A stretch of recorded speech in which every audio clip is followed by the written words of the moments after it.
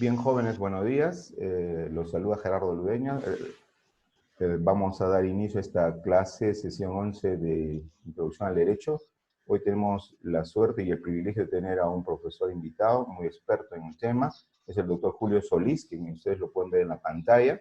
La política nuestra es compartir con otros docentes el conocimiento de lo espectacular que viene a ser el derecho, y de esa manera compartir también igualmente experiencias, ¿no? Y que ustedes se nutran con esta oportunidad. Creo que es una oportunidad muy brillante que tenemos nosotros a través de la plataforma virtual del Trilce, que nos permite a nosotros establecer esta política, y esta política nos da a nosotros luces para tener un mejor criterio de cómo conocer más e interpretar mejor el derecho. Entonces, por esa razón, quiero dar pase al doctor Julio Solís, quien está presente aquí en este momento, con muchas ganas de compartir con ustedes esta experiencia. Con ustedes, el doctor Julio Solís Dosar. Muchas gracias, querido doctor Ludeña. Muy buenos días. También a cada uno de los estudiantes. Los felicito, 7:40 de la mañana y hay un aforo de 39 estudiantes. Eso es muy interesante, muy importante. Bueno, vamos a realizar una metodología para poder trasladar el conocimiento de una manera eficiente, pero antes quiero que me confirmen si el audio es correcto, ¿no? Si pueden escucharme correctamente sin ningún tipo de interferencia. ¿Alguien de repente a través del chat, por favor, o del audio? Así es, correctamente. Muy bien, Edgar. Corimán, ¿qué tal? Un gran saludo. Corimaya, perdón. Lo que vamos a hacer ahora es lo siguiente. Querido doctor Ludeña, ¿se podrían las diapositivas pasar en este momento o lo podría subir como fotografía en el chat de repente? Ya, Para que podamos... a ver, si Cris está por ahí, por favor, para que pueda subir la diapositiva. Sí. A ver. Mientras hace una presentación y ella lo va a ubicar, no hay problema. Perdón. Bueno, no sé si al chat de ustedes les ha llegado ahora una fotografía. Me confirman también, por favor, si pueden visualizar, mientras la señorita encargada nos apoya pues con el tema de las diapositivas. Sí, todos tenemos ahí en el chat, está bien. Ah, ya, perfecto. Sí. Entonces, esto va a servir pues como la metodología para ir desarrollando el tema agendado el día de hoy. Ya, vamos a entonces acá también tener esa información. A ver, un momento, por favor. Ya, aquí lo tengo. Y aquí está. Muy bien.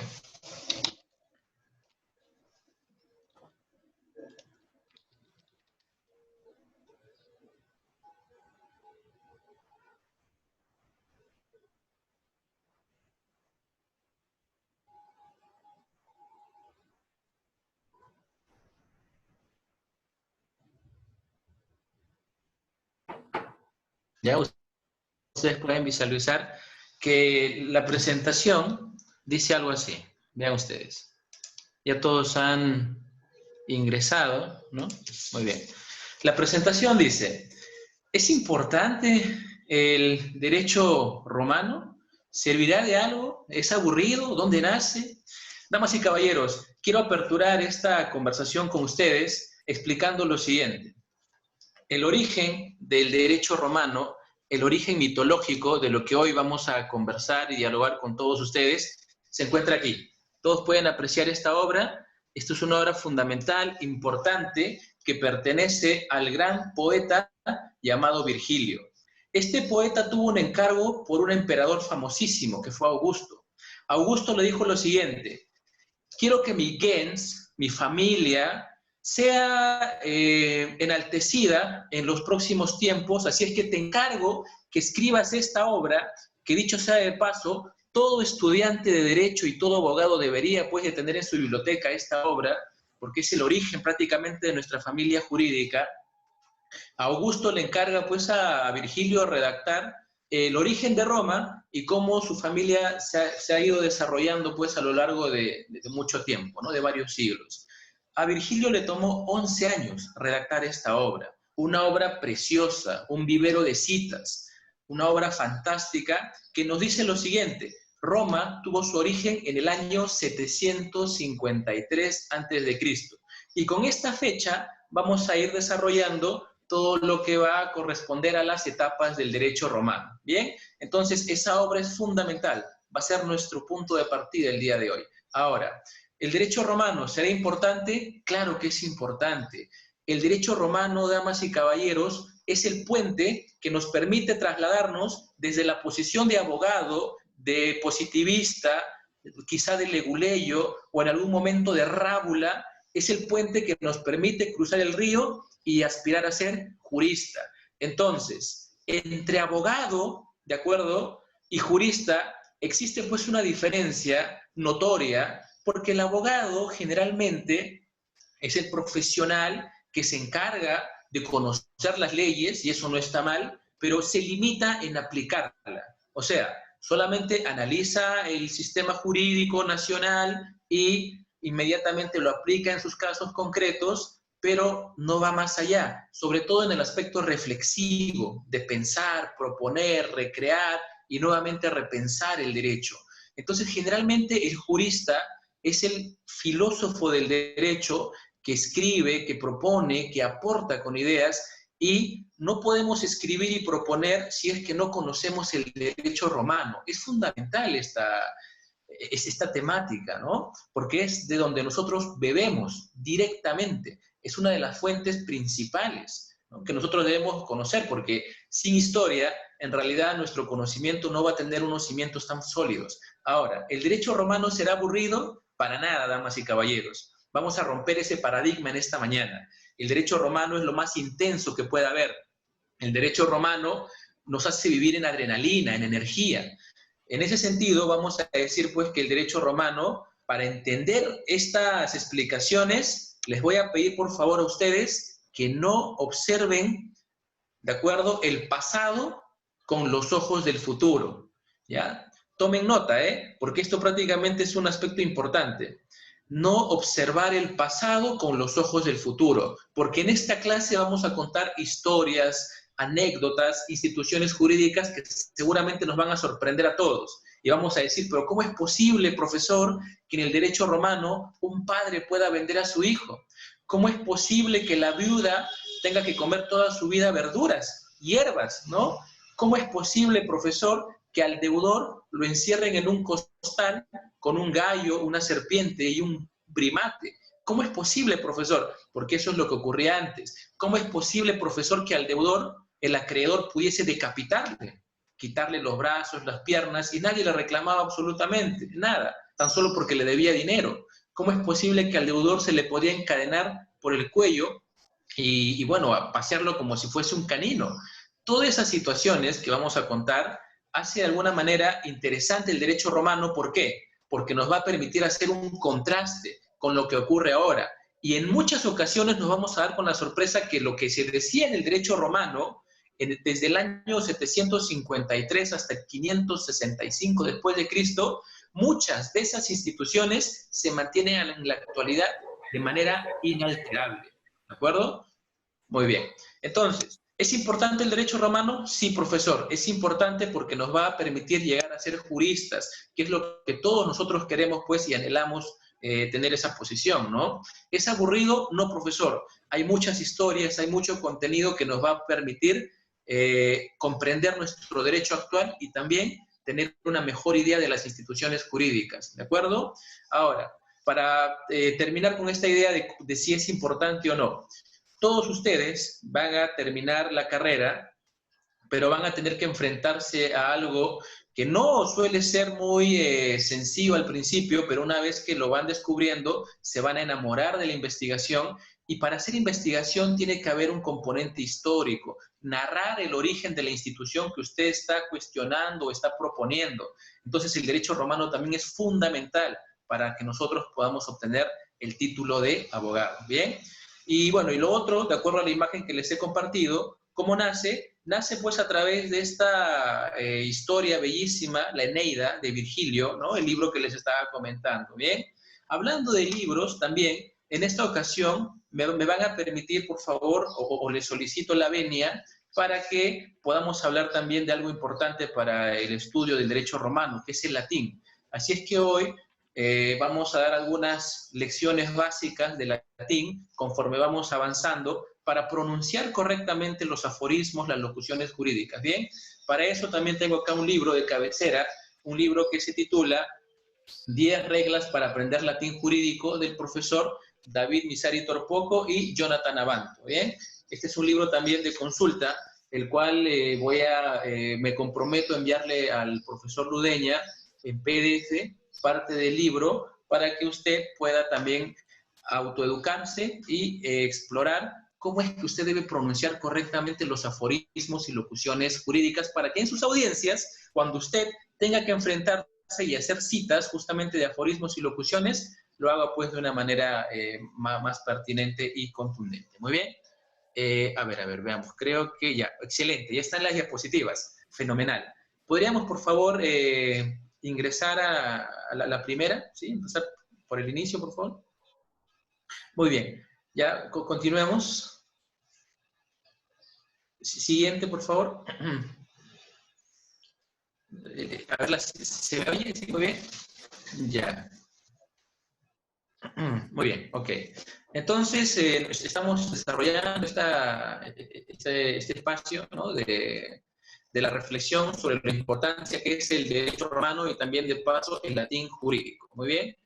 Ya. Bueno, ahora no sé si es que se me logra ver, ¿no? Me confirman también, porque quería mostrarles a ustedes, ¿ya?, un texto de Juan Iglesias, que también es materia, pues, de un control de lectura que ustedes van a desarrollar. Bien. Bueno, continuamos con la siguiente diapositiva, por favor. Muy bien. Señores, mucho se dice acerca de la familia jurídica y los sistemas jurídicos. Uno de los objetivos de esta clase es que usted diferencie familia de sistema. No es lo mismo. Se ha visto en muchos libros que dicen el sistema jurídico romano, el sistema jurídico del common law, el sistema jurídico musulmán. Y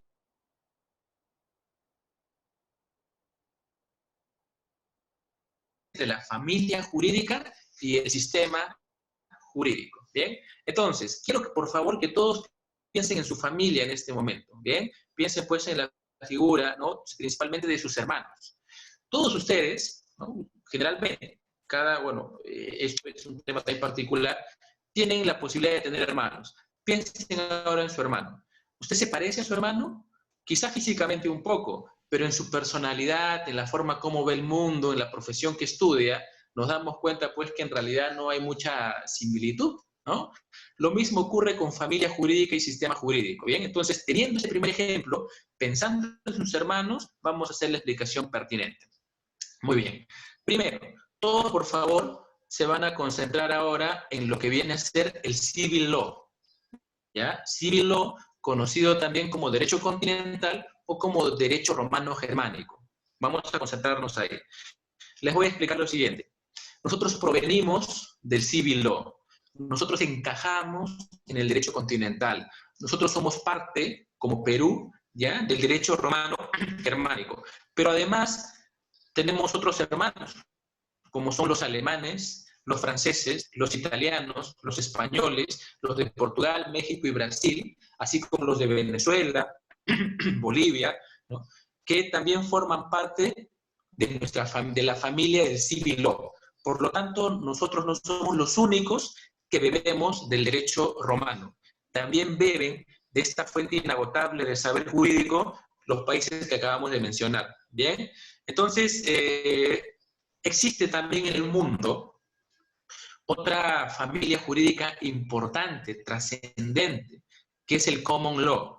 Cuando usted ve series en Netflix, cuando usted ve películas, sobre todo americanas, ¿no?, estadounidenses, y se va a percatar usted de la figura, cómo es que se llevan a cabo los juicios, es distinto a lo que sucede aquí en el Perú. En el Perú, por ejemplo, no existe la figura de los jurados, 12 personas seleccionadas para ayudar al veredicto, ¿no? Y si el delito o la falta fuese menor, ya no serían 12, sino serían 6. Pero no existe la figura del jurado, ¿bien?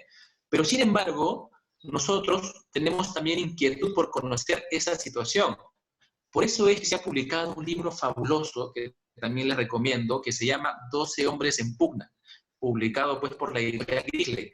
Justamente habla de la figura de estos jurados basándose en una película famosísima, ¿ya? Esto es derecho y cine. Entonces, lo que estamos hablando ahora, ¿qué es? Es la familia del common law, una familia distinta a la nuestra, ¿de acuerdo? Que no bebe del derecho romano, pero les confieso algo, les encanta el latín, ¿ya? Porque cuando va a ver en el derecho anglosajón, en el derecho común, en el common law, ¿no? En la experiencia, vamos a decir aquí, no nacional, sino en la experiencia de los países que hablan inglés principalmente, cuando un profesor va a ser condecorado como, con el título de honoris causa, sus frases fundamentalmente tienen que estar en latín, tiene que haber un conocimiento de latín, ¿no? Siendo pues una familia la cual no tiene esa influencia romano-germánica, pero les usa mucho el latín, ¿de acuerdo? Entonces, ¿quiénes forman parte del common law? Aquellos países que hablan el inglés o que forman parte de una colonia inglesa, como puede ser Inglaterra, Irlanda, Estados Unidos de Norteamérica, Australia, Nueva Zelanda y Canadá. Entonces nos damos cuenta pues que los hermanos que forman parte del common law son estos países, ¿no? Pero lo cierto es que en el mundo y en el día a día, señores, nada es al 100%. ¿Bien? ¿Qué significa esto?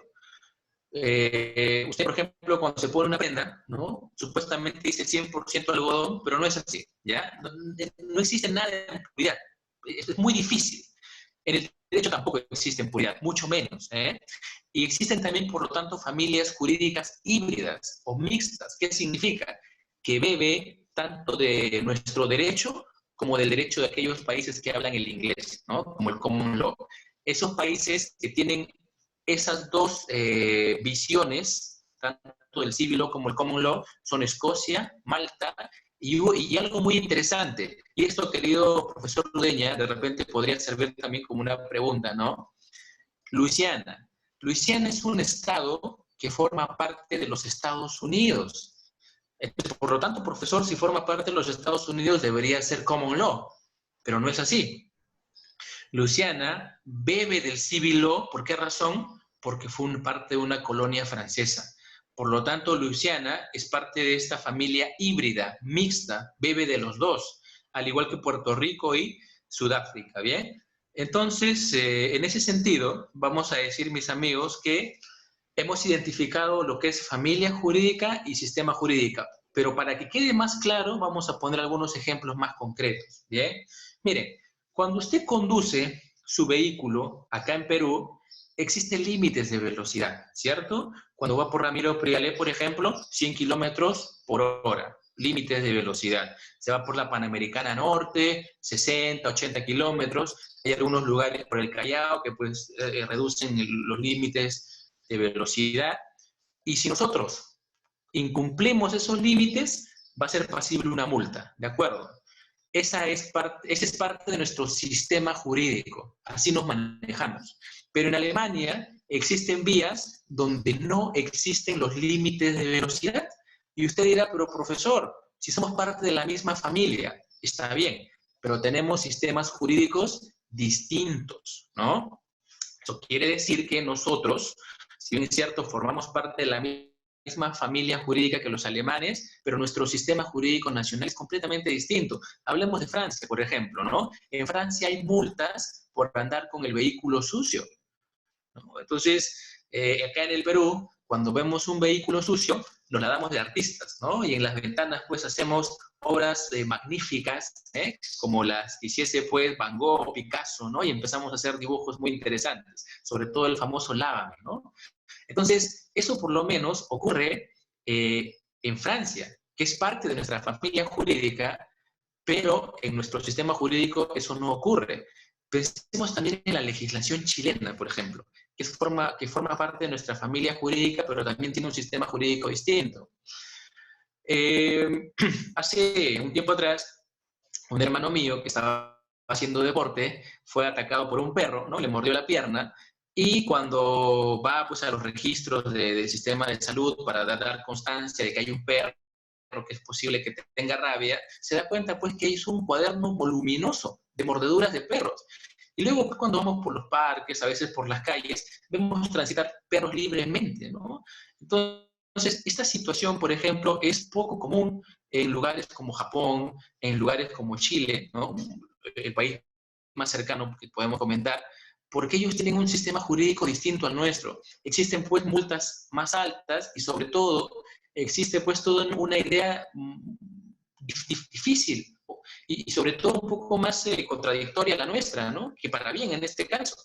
Entonces vemos pues que con Chile formamos parte del mismo sistema jurídico, pero, perdón, formamos parte de la misma familia jurídica, pero nuestro sistema jurídico es distinto. Y por último, para que pueda entenderse bien esto, porque hay muchos ejemplos, ¿no?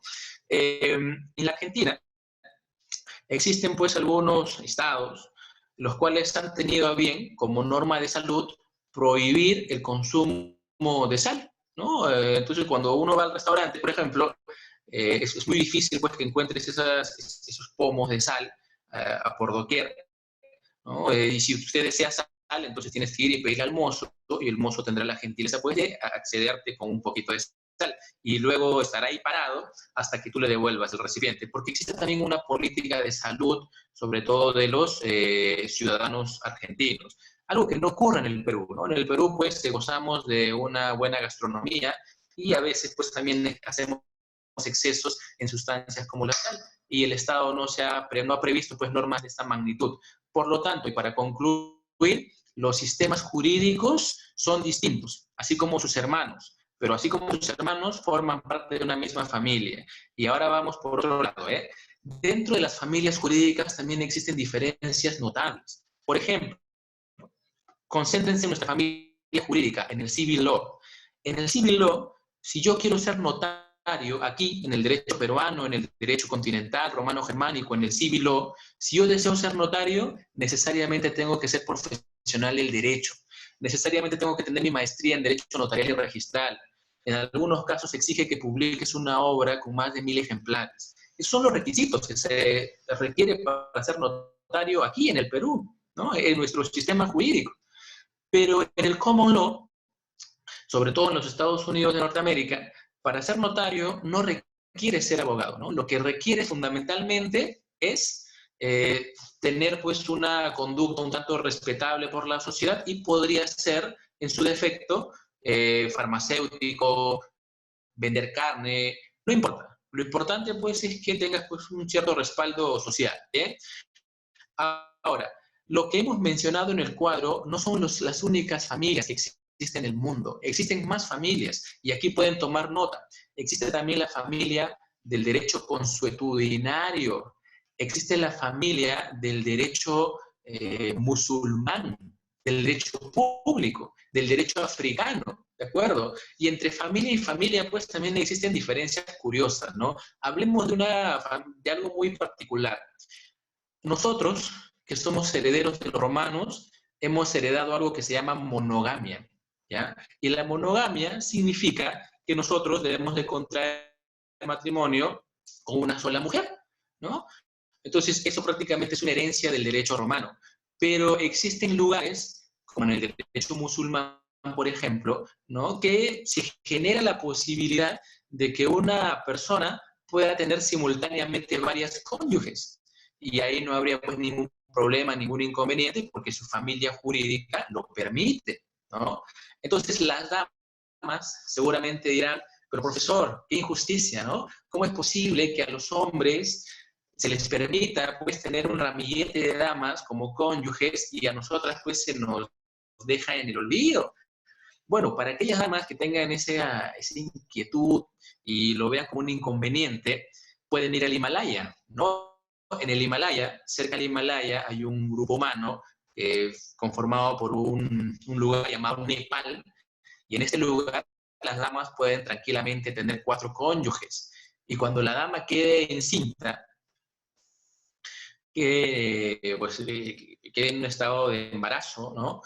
Los 4 son los padres. No hay polémica ahí, ¿no? No existe ningún tipo de polémica. Todos ya los hijos llaman a los 4 papá, ¿no? Y ellos responden también económicamente por los hijos. Y es así el mundo, ¿no? Es el mundo muy interesante. Para nosotros, por ejemplo, el interés, y en estos tiempos de pandemia, sobre todo las entidades financieras, es algo que no se perdona, ¿no? Los intereses, de ninguna manera. Es más, el propio sistema jurídico está construido de tal manera que los intereses deben de premiarse, deben de reconocerse automáticamente. Si yo te presto dinero y en el contrato no establecí los intereses, no importa, la ley dice que hay intereses, ¿no? Por lo tanto, eso es parte, pues, de una figura jurídica muy fuerte. Pero en el derecho musulmán existen algunas normas que determinan que los intereses es un pecado, y por lo tanto, entre los coterráneos musulmanes, hablar de interés, pues, es un poco delicado, ¿no?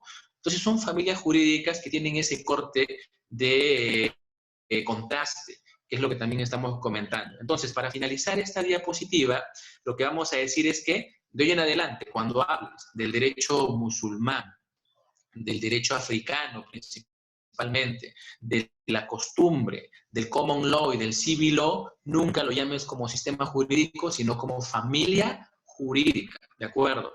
Pero cuando hables de la realidad jurídica de España, Italia, Alemania, Canadá, Francia, Portugal, háblalo como sistema jurídico que forma parte de una familia jurídica, ¿bien? Entonces, ahora, ¿por qué hemos hecho esta explicación? Porque vamos el día de hoy a hablar no del common law, sino exclusivamente del civil law, del derecho continental, del derecho romano germánico, ¿bien? Entonces, damas y caballeros, vamos a continuar. Pido por favor a la dama que se está encargando de las diapositivas que nos pueda ayudar. A la siguiente, por favor. Muy bien. Miren, mis amigos, los romanos, ¿no? Y ustedes dirán, profesor, ¿por qué si había culturas más antiguas, como la de Babilonia, por qué si había culturas más cultas, como los griegos, por qué el derecho romano, profesor? ¿Por qué? ¿Qué se debe? No, el código de Hammurabi, profesor, es una belleza, sobre todo para los que quieren estudiar contratos, obligaciones. Como fue una cultura mercantil, tienen figuras, pues, interesantes, ¿no? Que podríamos nosotros tomar en cuenta. Y forma parte, si la mente no me falla, del año 1754 a.C., mientras que el derecho romano es reciente, ¿no? Del 753 a.C. ¿Por qué, profesor, no bebemos de ese código? Absolutamente. ¿Por qué no de los griegos, cuyas obras son emblemáticas? Hablemos, pues, de Aristóteles, ¿no? Que escribió una obra que también todos nosotros debemos revisar, que es Ética Nicómaco, que habla, pues, bellezas sobre la justicia, ¿no? ¿Por qué no, profesor, beber de Sócrates, de los filósofos cosmológicos antiguos, como Heráclito, Platón? ¿Por qué no, profesor? ¿Y por qué no a estos guerreros sanguinarios de los romanos? ¿Por qué? Porque los romanos, para ser honesto, luego de varias horas de estudio, se ha llegado, pues, a la conclusión de que hicieron un trabajo muy práctico, muy sistemático, ordenado. Se dieron la labor titánica de poder hacer un análisis del derecho, pues, de prácticamente 3 siglos, ¿no? Sobre su propia cultura. Entonces, todo eso ha logrado, pues, que el aporte mundial del derecho provenga de Roma, porque en realidad fueron personas muy prácticas. Ejemplo, cuando le decías al griego cuál era su preocupación jurídica, él decía, mi preocupación está en definir el derecho, en definir la justicia. Para mí la justicia es como la estrella vespertina, ¿no? Y tú le preguntabas al romano, ¿y para ti cuál es lo importante para el derecho? Para mí no es tanto la definición, decía, para mí es importante ver cómo lo aplicamos, cómo lo llevamos a cabo. Entonces, eso fue la diferencia que marcó muchísimo, ¿ya? Y por lo cual nosotros tenemos en cuenta el derecho romano como la cumbre. Ahora, usted tiene ahí 2 términos en esta diapositiva, que es el fas y el jus. Los romanos también tuvieron esa idea y esa humildad hasta cierto punto, ¿eh?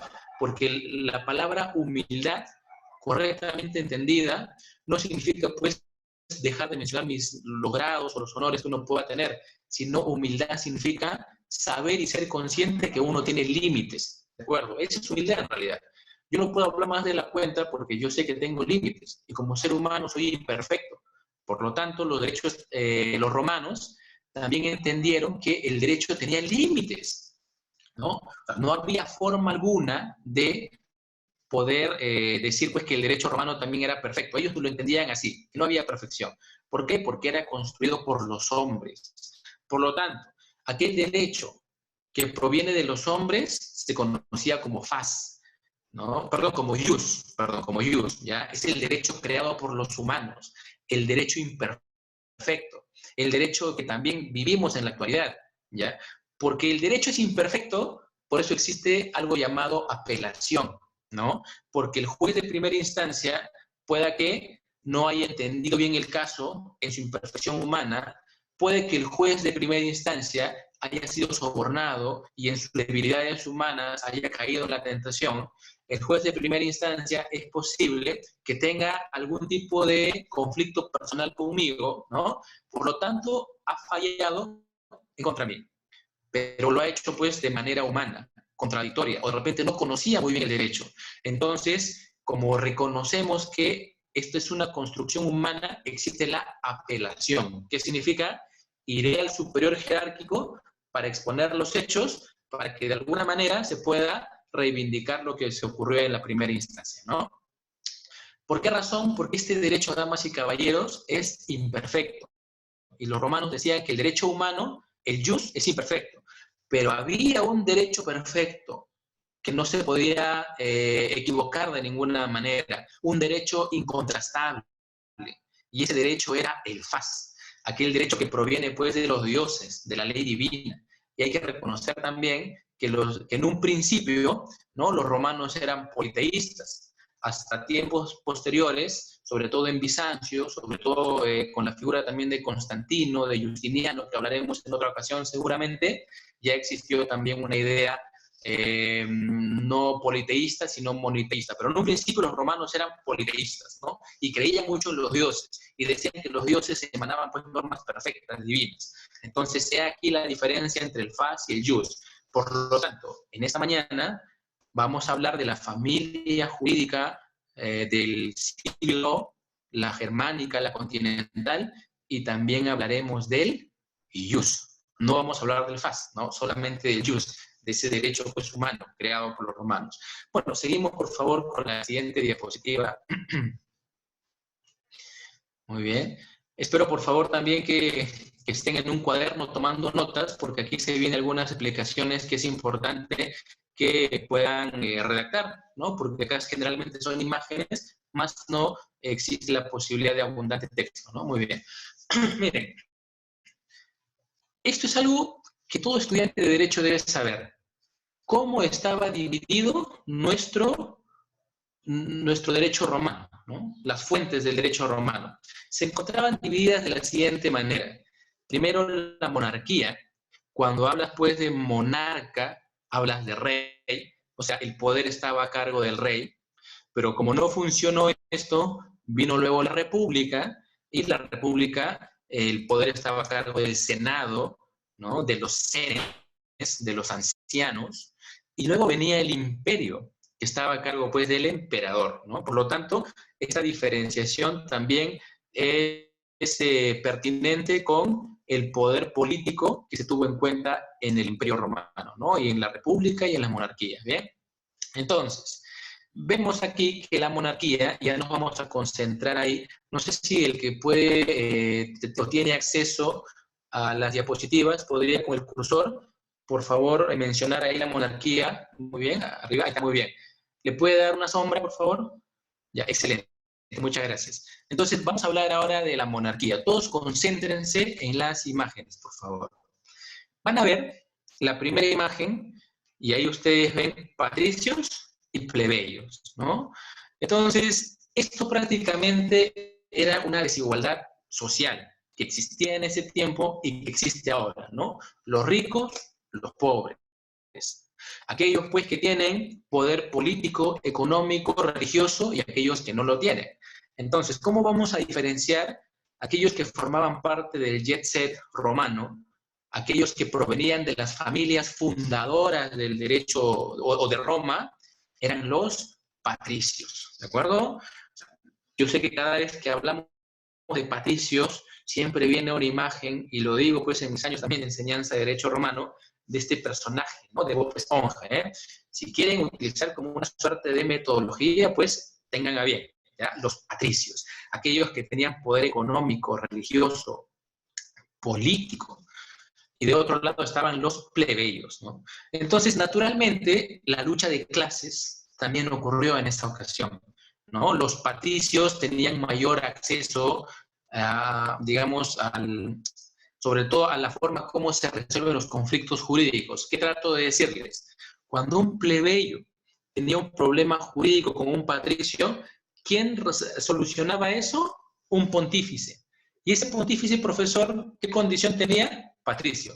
O sea, es posible que este pontífice, que este juez, iba a resolver a favor de aquella persona que tenía la misma condición social que él. Y eso es lo que pasaba. Y lo más curioso aquí era que el plebeyo nunca sabía cuáles eran los fundamentos del pontífice para resolver en contra suya. No sabía las fórmulas, cómo se resolvían los conflictos jurídicos, porque ellos no tenían acceso a esa información. Imagínense cuál es la impotencia que tuvieron los plebeyos, y gracias, digo yo, a esta desigualdad social, es a juicio mío que se despierta todo el derecho romano. Es lo que vamos a hablar a continuación, ¿no? Entonces, dentro de algunas normas también un tanto agresivas e insolentes, porque hablamos aquí del amor, ¿no? Es que si un plebeyo se enamoraba de una patricia, ese matrimonio era imposible, no iba a tener reconocimiento jurídico, legal, porque en ese tiempo estaba prohibido el matrimonio entre patricios y plebeyos. ¿Las cosas cambiarán más adelante, profesor? Sí, y vamos a hablar de la ley que hace cambio esto, pero en la monarquía era imposible, ¿bien? Luego abajo ustedes van a ver una imagen que es muy parecida a la foto que se tomaron los Beatles, ¿no? Los 4 grandes de Liverpool, Paul, John, Ringo y George, ¿no? Pero ellos no son los Beatles, sino son los 7 reyes de Roma, ¿de acuerdo? Ahí tenemos, y de repente si con el cursor podemos indicar al primer, muy bien, él es el primer rey de Roma, y él es nada más y nada menos que Rómulo. Y ahora nos vamos al último, por favor, ¿ya? Y el último, con el que se demuestra pues que la monarquía era despótica, abusiva, y aquí viene el nombre, Tarquino el Soberbio, el último rey, que por soberbio destruyó pues toda esta idea de la monarquía, ¿no? Luego abajo podemos también resaltar esa palabra en latín que es mores maiorum, ¿ya?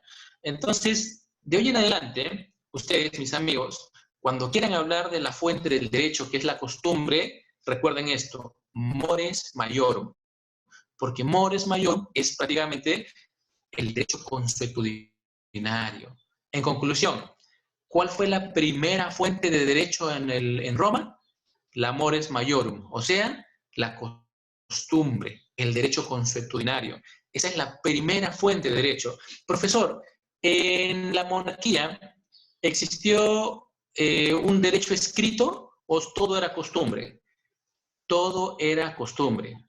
En la monarquía la única fuente de derecho era la costumbre, nada más. Profesor, pero al costado yo veo que usted dice leyenda de Jus Civile Papirianum. ¿Qué significa eso, profesor? Es una leyenda. Se dice que hubo un derecho escrito, no un derecho positivo, escrito, una ley escrita, que se llamó Jus Civili Papirianum. ¿Por qué se llamó así? Porque quien lo creó, y pueden tomar nota, fue Papiriano, ¿no? Por eso lo llamaron así. Pero es una leyenda, ¿de acuerdo? Lo que sí podemos dar evidencia es que en la monarquía la principal fuente de derecho fue, como ustedes pueden ver, la costumbre. Bien. Luego vamos a dar sombra, por favor, a la República, ¿ya? El objetivo de esta diapositiva es conocer un poco el contexto, ¿no?, de la República, pero también hablar de las fuentes del derecho. Muy bien. Entonces, hay una palabra que está debajo de la República que dice secesión de los plebeyos, ¿ya? ¿Qué significa secesión? La secesión es lo que están viviendo ahora los venezolanos, o por lo que están pasando, ¿no? Como en su terruño existen problemas económicos, sociales. ¿Qué es lo que han visto conveniente? Salir, ¿no?, de su terruño. Lo mismo estaba ocurriendo con los plebeyos. Se daban cuenta, pues, que no tenían consideración de ningún tipo por parte de la monarquía, ¿no? Se daban cuenta, pues, que aunque eran un grupo mayoritario, no eran considerados para cargos públicos, es más, no podían casarse con las patricias, ¿no? Y por lo tanto, pues se sentían mal y decían, ¿qué hacemos acá? Nadie nos quiere. Secesión de los plebeyos. Hay que irnos de Roma, ¿no? Entonces, eso fue una alarma, eso fue algo muy preocupante para el derecho romano, fundamentalmente. Porque la pregunta es, señores, ¿qué hacemos nosotros sin los demás? Nada. ¿Y qué creen ustedes que iba a hacer Roma si es que no tenía una población amplia? Simplemente su interés expansionista se iba a frustrar, porque mientras más soldados hubiese, era mejor el fin expansivo, ¿no?, que tenían ellos. Por lo tanto, se preocuparon y dijeron, no es posible que pretendan irse.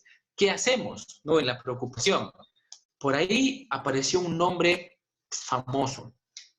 El nombre, y lo voy a apuntar en el chat, ¿ya?, era Menenio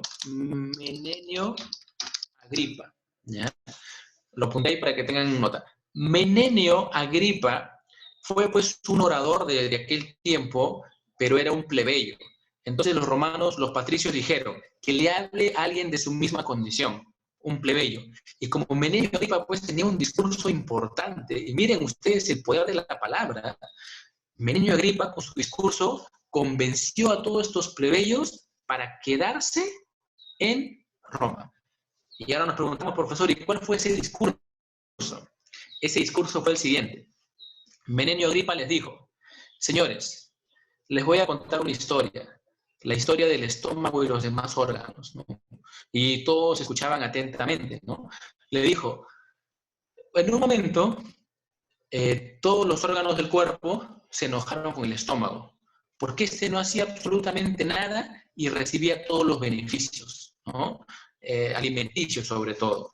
Entonces se pusieron de acuerdo para que la mano ya no recoja el alimento, para que la boca, los dientes no trituren el alimento, y todos los órganos del cuerpo se pusieron de acuerdo para que no llegase ni un poco de alimento al estómago, porque ya estaban cansados de que él no hacía nada y recibía todos los beneficios. Así es que cumplieron el objetivo y a lo largo pues, de un par de horas o días, el cuerpo empezó a desfallecer, a ponerse débil, famélico. Es ahí donde se dieron cuenta de que el estómago cumplía una labor importantísima y sin el estómago simplemente el ser humano iba a fallecer. Y esa fue la historia que les contó Menenio Agripa y les dijo, ustedes son como el estómago, son un grupo humano importantísimo para la luz, para el esplendor de Roma. Por lo tanto, yo les invoco, les exhorto y les ruego que piensen en su secesión, que eviten eso y se queden en Roma. Obviamente no tengo el poder de Menenio Agripa, porque obviamente este personaje logró convencer a todos ellos de quedarse en Roma, con esta historia tan peculiar que acabo de contarles, ¿no? Por lo tanto, es así como en la República, luego de que los plebeyos se habían sentido maltratados, nace la figura del Senado, ya no del monarca, ¿no? Ese Tarquino el soberbio era un insolente, ¿no? Era una persona déspota. Por lo tanto, ahora el Senado, este grupo conformado pues por los senex, por los ancianos, va a ser pues una suerte de reforma y de un mejor trato al grupo, vamos a decir aquí, de ¿no? Entonces, mis amigos, aquí es donde también nace un término importantísimo que lo voy a apuntar aquí, ¿ya? Lo voy a apuntar en el chat, por favor, tomen nota. Sigan, por favor, la lectura. Dice, Senatus Populusque Romanus, ¿ya? Entonces, si por favor pueden hacer clic en ese cuadradito, ¿no?, donde hay un águila, ¿ya?, y donde está el SPQR, debajo de la... Ajá, muy bien, ya. Ese es un escudo, ¿no? Ese es un emblema, es un símbolo que se desarrolla fundamentalmente en la época de la República. Las famosas siglas SPQR, que significa Senatus Populusque Romanus, ¿no? El Senado y el pueblo, la traducción, ¿no? Por lo tanto, el Senado daba a entender que estaba a favor del pueblo y que iba a considerarlo. Por eso se dan cuenta cómo en la República, pues, de alguna manera los plebeyos ya toman parte importante justamente a través de la secesión. Entonces, esto no queda ahí. Los plebeyos dicen, bueno, ya parece que tenemos cierto tipo de consideración. Así que pedimos, por favor, primero, tener un tribuno, ¿no? Un tribuno que sea nuestra voz, que nos respalde, porque no es posible que hasta la fecha no tengamos la figura de un tribuno, ¿bien? Entonces, efectivamente, en ese tiempo se nombra al primer tribuno, llamado el tribuno plebis. Aquí apunto el nombre del tribuno para que también lo tengan. El tribuno se llamó Terentilio Arza, y este hombre ha sido muy importante para el derecho, ¿eh? Y ahora vamos a comentar por qué. Los plebeyos le dijeron, ahora tú eres nuestra voz, Terentilio, ¿no? Queremos algo, queremos tener una ley escrita, porque las costumbres, las fórmulas, no nos quieren decir cómo es que se resuelven los casos, los juicios. Pero si tuviésemos una ley escrita para todos, entonces sería más oportuno. Así es que pedimos, por favor, que en nuestro nombre y nuestra representación exijas una ley escrita. Efectivamente, en el año 462, Terentilio Arza, bien, lo que hace es solicita una ley donde patricios y plebeyos tengan igualdad al Senado, ¿no? Solicita también un derecho escrito, que no sea arbitrario, que los plebeyos conozcan cuál es el criterio de los pontífices, quién eran los jueces únicos. Entonces, como ya los patricios que estaban pues a cargo del poder, sobre todo el Senado, se dieron cuenta de que los plebeyos eran importantes, decidieron aceptar. Así es que fueron un grupo, una comisión a Grecia. ¿Y por qué fueron a Grecia, profesor? Porque en Grecia se había creado la primera constitución. Abajo del escudo SPQR vemos dos imágenes, ¿no? Dos, claro. Una de ellas, ya justamente el que está mostrando ahora, él es Solón, ¿de acuerdo? Y el que está al costado es Licurgo. Ellos no son romanos, ellos son griegos. Ellos fueron artífices de la primera constitución griega. Por lo tanto, los romanos querían aprender cómo se codificaba, cuál era la técnica. Así es que tuvieron que viajar a Grecia para conocer la técnica de Solón y Licurgo, porque ya querían dar ese derecho escrito, ¿no? Entonces, exactamente 3 patricios viajan a Grecia, ¿bien? Y en el año 451, vamos a escribir aquí en el chat también, porque esta es una fecha importante, en el año 451 nacen las 10 primeras tablas. Profesor, ¿pero no eran 12? Sí, pues, pero en ese año nacen las 10 primeras, y en el 449, y lo voy a apuntar aquí también en el chat, ¿ya? Nacen las tablas adicionales. ¿De acuerdo? Muy bien. Entonces, tengo que contarles también algo triste. Estas tablas, lamentablemente, no son evidenciables en la actualidad, porque en el año 390 a.C. fueron destruidas completamente por los galos, quienes en la actualidad son los franceses, ¿ya? Destruyeron completamente esta construcción preciosa para el derecho, hecho de madera y bronce, pero ¿cómo tenemos conocimiento de estas 12 tablas? Gracias a juristas de gran talla, como fueron Gallo, Ulpiano, Pomponio, Tito Livio y Quiquerón, ¿no? Profesor, me está dando buenas ideas para poner nombres a mis hijos, ¿no? Sí, claro, si gusta, pues podrías ponerle, ¿no? Y hay otros nombres también muy curiosos que vamos a ver más adelante, como Anastasio, por ejemplo, ¿no? Quien también fue uno de los artífices del poder del gran jurista Justiniano, ¿ya? Pero bueno, no nos salimos del tema. Vamos a continuar en este aspecto, en esta época. Entonces, prácticamente en el año 449 se completan las 12 tablas, ¿ya? Estas tablas que no llegaron a la actualidad por ser destruidas completamente por los galos. Ahora, profesor, ¿y cuáles fueron las fuentes del derecho? Podemos, por favor, tomar ahí nota, ¿no? Ahí dice plebiscito, ¿no? Plebiscito. Plebiscito viene de plebis, de plebe. Eran todas las normas que solamente incumben a los plebeyos, para ellos, ¿no? Que luego, posteriormente, con la ley Hortensia, ya era para patricios y plebeyos, pero al principio era para plebeyos. Un plebiscito famosísimo, y lo voy a escribir aquí en el chat, es la Lex Poitelia Papiria, ¿ya? Esta es prácticamente yo considero un plebiscito famosísimo porque está todavía, está en la actualidad. Si usted revisa la Constitución Política de 1993, el artículo 2, inciso 24, literal C, va a encontrar ahí la Lex Poitelia Papiria, ¿no? ¿Y qué es esto de la Lex Poitelia Papiria? Y lo digo ya en términos modernos, no hay prisión por deudas. Y en términos antiguos, el deudor ya no pagaba con su cuerpo. ¿Qué significa? Si yo debía dinero, mi acreedor podía hacer lo que quiera conmigo. No se pagaba con mis bienes, sino se pagaba con mi integridad personal, ¿no? Con mi integridad física, psicológica. Podía humillarme, ultrajarme, descuartizarme, o sea, podía hacer lo que quiera. Las leyes estaban pues para que el deudor sea efectivamente la parte más débil, la parte más vulnerable, ¿no?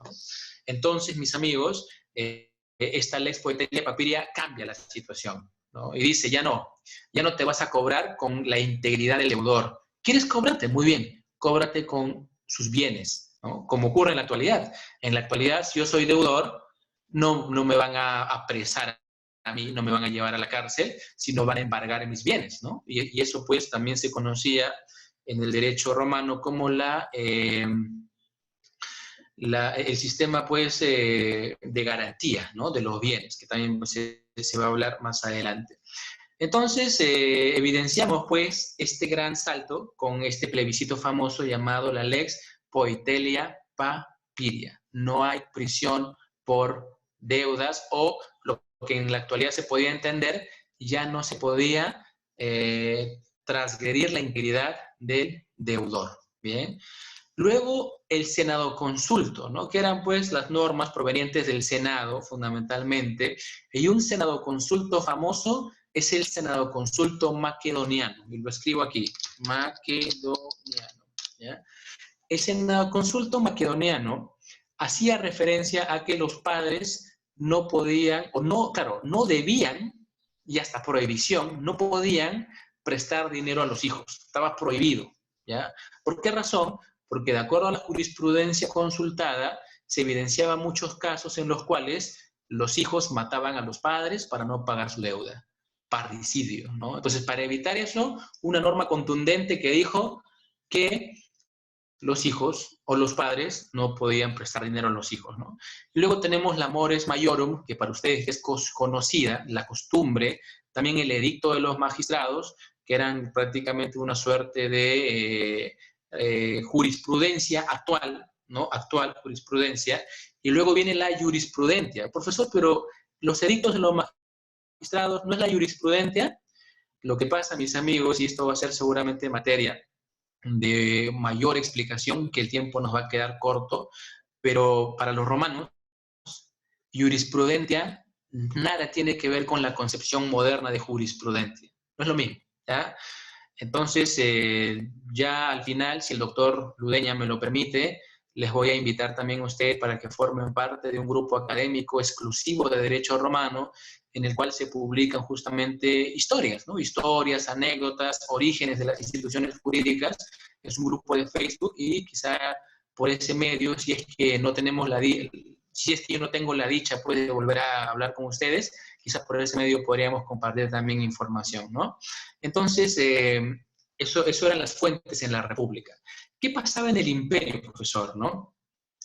En el imperio, ¿de acuerdo? Ya que estaba a cargo no del Senado, sino del emperador, el imperio se dividió en dos, el famoso principado y la diarquía, ¿de acuerdo? Entonces, ¿cuáles fueron las fuentes del derecho, profesor, en el principado? Aquí lo voy a apuntar. Bien. La primera fuente de derecho, y ahí está es la Constitución Antoniniana. Vemos ahí una imagen con fondo negro, ¿no? Es un libro pues, que habla justamente sobre la Constitución Antoniniana. Fue una constitución que se dio en el imperio en la etapa del Principado o diarquía, y esta constitución lo que hacía era que todos los ciudadanos, ¿de acuerdo?, o mejor, todos los habitantes que fuesen libres en el imperio iban a tener la condición de ciudadano. Eso era lo importante y lo trascendente en esa ocasión, ¿no? Lo que demandaba pues la Constitución Antoniniana, que todos los habitantes libres del imperio iban a tener la condición de ciudadano. Fue algo revolucionario y muy importante. Ahora, profesor, yo no sé mucho de fútbol, ¿no? Al igual que Jorge Luis Borges, para mí el fútbol pues no es algo elemental y primario, y por eso es que le pregunto esto, profesor, ¿no? En la antigüedad, en el imperio, ¿ya existía Universitario de Deporte y Alianza Lima, profesor, o no? Bueno, no, la verdad no, estos son equipos recientes, pero por lo menos eso nos va a permitir entender que en el derecho romano existieron dos escuelas que nacieron en el Principado, pero que al igual que Universitario y Alianza Lima, siempre fueron contrincantes, ¿no? Si los proculerianos decían A, el sabiniano estaba obligado a decir B. Y obviamente en esta dialéctica, cuando existen puntos en contrarios, es donde a veces también se avanza mucho, ¿no? Entonces, en el Principado nacen estas escuelas famosísimas, la escuela de los proculerianos y la escuela de los sabinianos. ¿Bien? Bueno, entonces veamos en la diarquía. ¿Cuál es la fuente, profesor, de la diarquía? Son dos códigos importantes, el código gregoriano y hermogeniano, que lamentablemente fueron luego derogados cuando vino la luz, el esplendor del derecho romano, que es Justiniano, ¿no? Pero bueno, y hablando de Justiniano, otra de las fuentes importantes de la diarquía están aquí, y pueden tomar nota. Está el código justinianeo, que es el código antiguo, está el código nuevo, ¿no? Está también el digesto, las novelas, las institutas, el códex, está también las 50 decisiones, las quinquenquem decisions, ¿no? Entonces, esas son las fuentes que también han existido en el derecho romano, principalmente en la diarquía. Bueno, mis amigos, yo sé que hasta este momento, ¿no? Deben estar ustedes con bastante información. Hemos hablado, pues, mucho sobre las fuentes del derecho, pero permítanme, por favor, sin un ánimo de poder decongestionar la red y sobre todo la información, decir lo siguiente. En la monarquía, la fuente de derecho, la costumbre. En la república, plebiscito, senado, consultos, costumbre, el edicto de los magistrados y jurisprudencia, ¿no? Y jurisprudencia. Y en el imperio, constitución antonianina, el código hermogeniano, gregoriano, el corpus juris civilis, que forma parte de todo lo que les mencioné, ¿no? Del código nuevo, viejo, las 50 decisiones, el digesto, las institutas, las novelas, el códex, ¿bien? Como ven ustedes, damas y caballeros, es muy extenso, ¿no? Es muy extenso el tema. No vamos a hablar en esta ocasión qué contiene el códex, cómo nace, quién es Isidoro, Procopio, ¿no? Los tribonianos, los grandes personajes de reformadores. No alcanza tiempo, pero ojalá que haya una próxima oportunidad para poder detallar eso. Seguimos, por favor, con la siguiente diapositiva. Bien. Muy bien, continuamos con la siguiente diapositiva. Muy bien, muchas gracias. Retrocedemos, por favor. Sí, retrocedemos. Excelente, bien. Miren, mis amigos, vamos ahora, ya antes del receso, entiendo yo, y ya también como para despedirnos, ¿ya? Vamos a hablar ahora de algunas calificaciones o algunos términos en latín, que es importante que usted conozca, ¿ya? Para mí pues, me parece que es fundamental. Vamos a empezar con el conjecturus, ¿ya? Con la primera imagen, ¿no? El conjecturus, por favor. No sé si marcamos el conjecturus para que los alumnos puedan focalizar su atención, por favor, ahí, ¿no? Muy bien, el conjecturus. Bien. Miren, O sea, para mí me parece simplemente alucinante cómo los romanos crearon este concepto. ¿Quién es el concepturus? Es el que no existe, ni física, ni biológicamente, pero tiene derechos. La verdad que es fascinante, ¿no? O sea, no existe ni física ni jurídicamente, pero tiene derechos, ¿no? ¿Quién es? Vamos a poner el ejemplo. Yo soy un anciano romano y tengo mi nieta, ¿no? Y yo le digo a mi nieta, querida, yo te quiero tanto, pero quiero que mi cariño sobrepase tus generaciones. Así es que tengo aquí un fondo que lo voy a entregar por testamento a mi futuro bisnieto. Pero mi nieta me dice, pero abuelito, ¿no? O sea, yo tengo 7 años. Yo recién puedo contraer matrimonio a los 12. Sí, pero igual, ya los años han avanzado y es posible pues que me quede poco tiempo de vida, así es que voy a dejar por testamento que mi bisnieto, el cual en la actualidad no existe ni física ni biológicamente, tenga derecho a reclamar esa parte de mi patrimonio. Eso se conoce como vocación sucesoria, ¿de acuerdo? En la actualidad, una vocación sucesoria. Entonces los romanos entendían eso, ¿no? Que era posible otorgar derechos a algo que no existe, y está mal dicho algo, ¿no? Pero bueno, que no existe y no tiene posibilidad ni física ni biológica en el momento.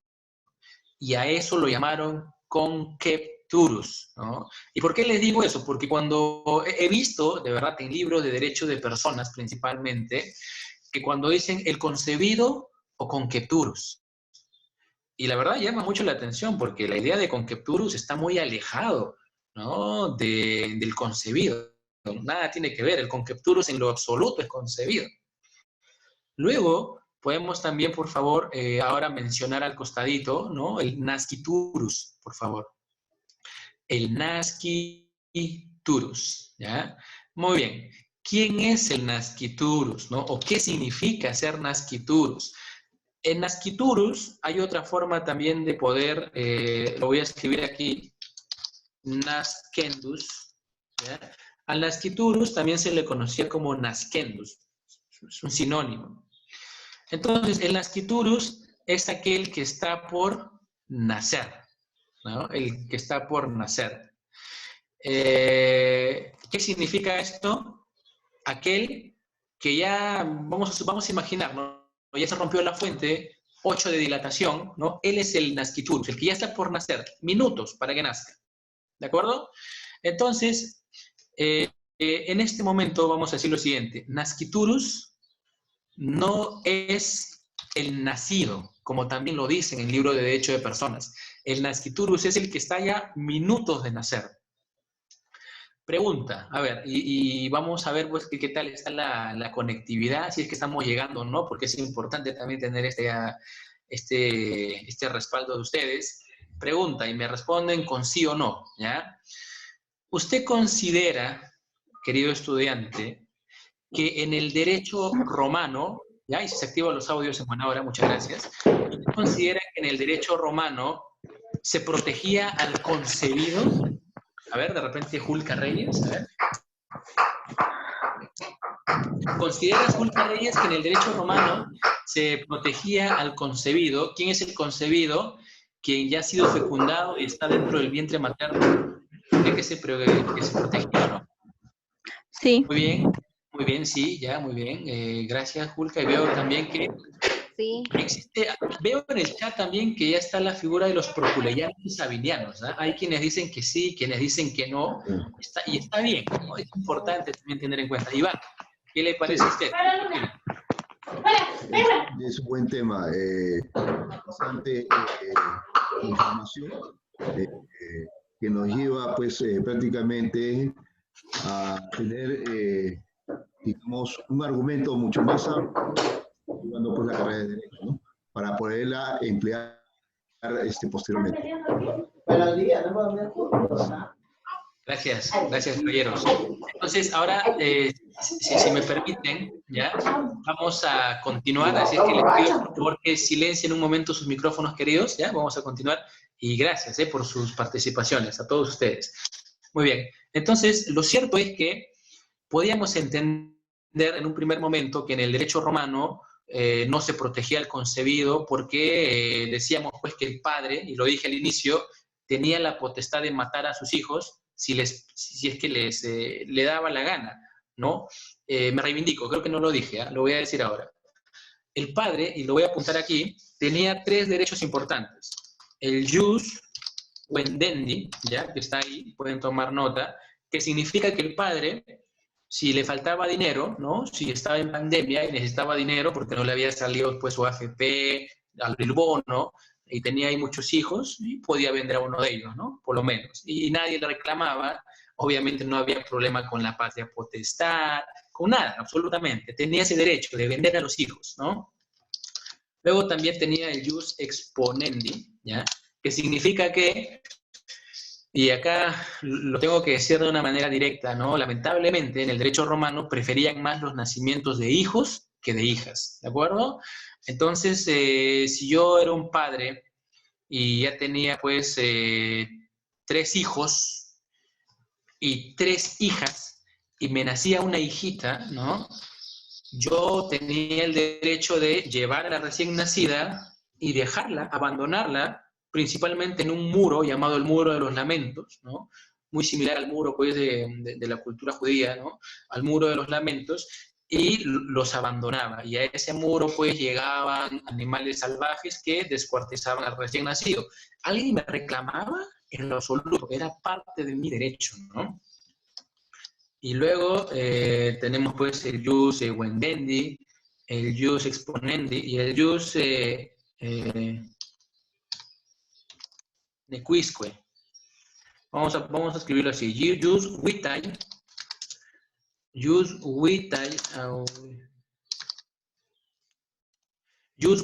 nequisque. Perdonen, debía haberlo puesto 1, 2 y 3. Mil disculpas, ¿ya? Pero bueno. Entendamos que el primero es el jus vendendi, segundo jus exponendi y jus vitae nequisque.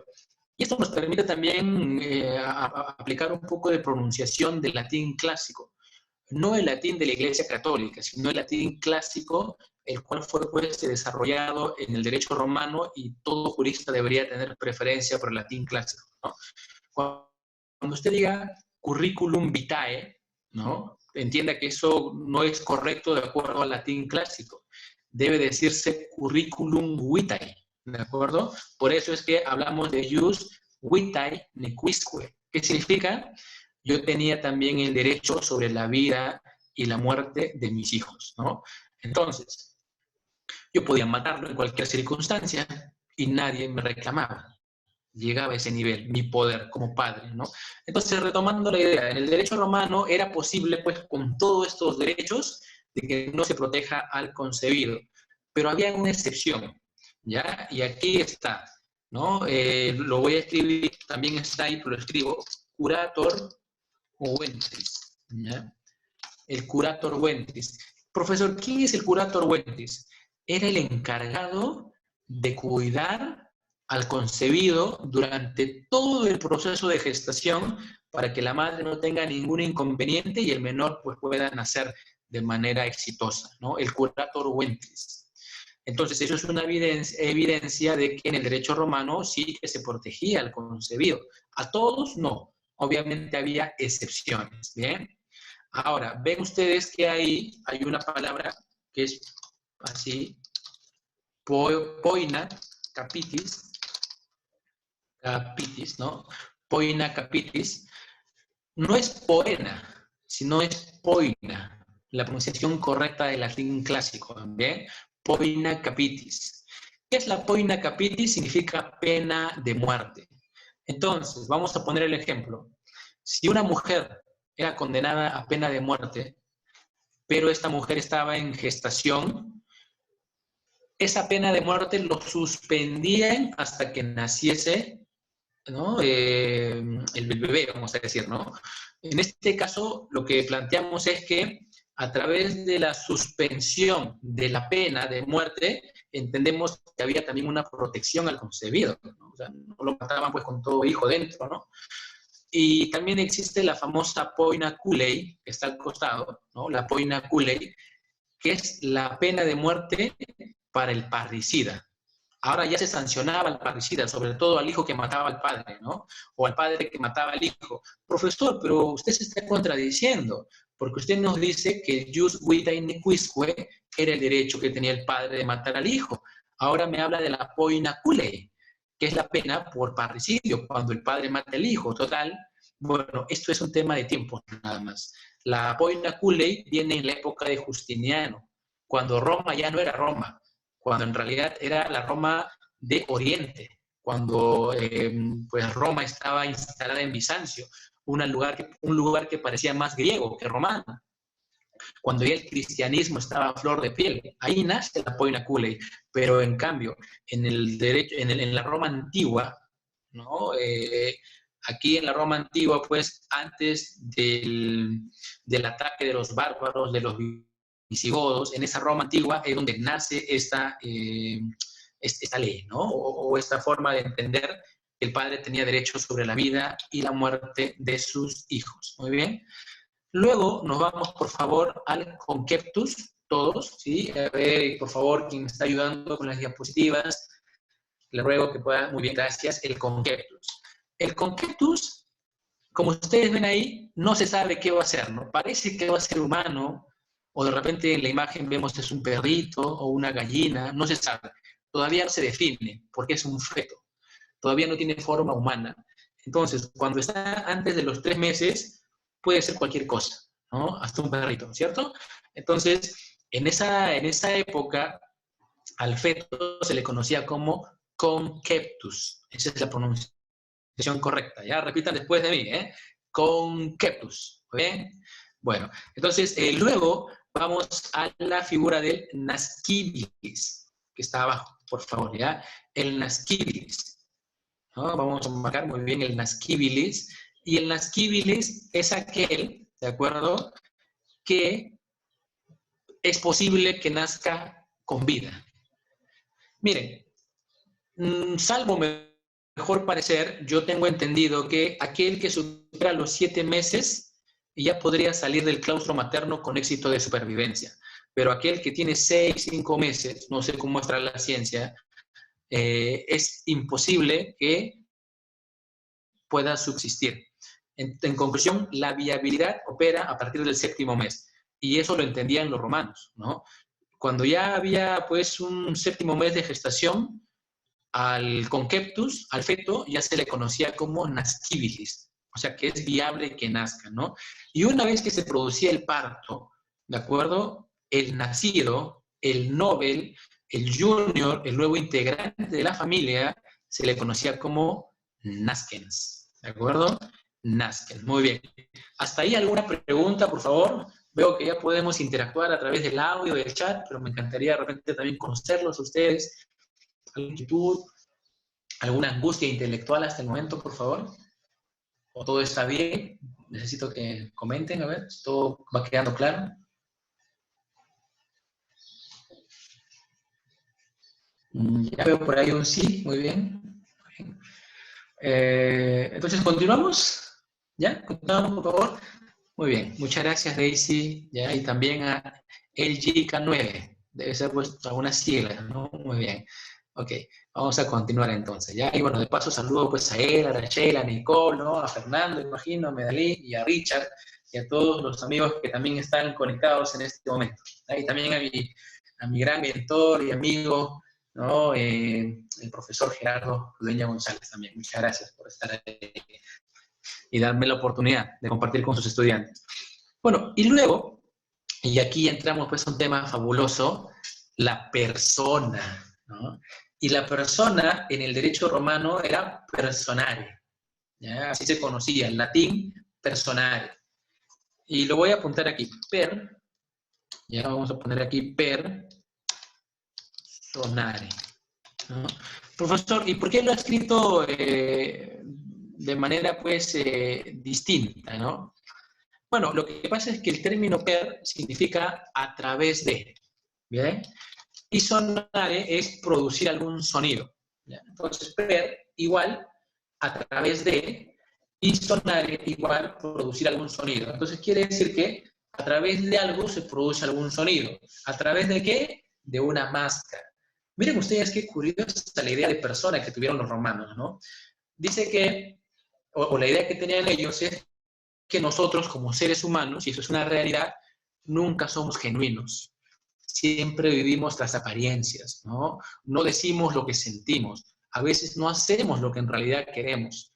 Eso es nuestra condición humana, nuestra imperfección, sea por el motivo que fuese, temor reverencial, oportunismo, etcétera. Muchas veces no somos honestos con nuestros actos, con nuestros hechos, con nuestras palabras, y lo único que hacemos, como si tuviésemos una máscara, proyectamos otra figura, la cual no somos en realidad internamente, ¿no?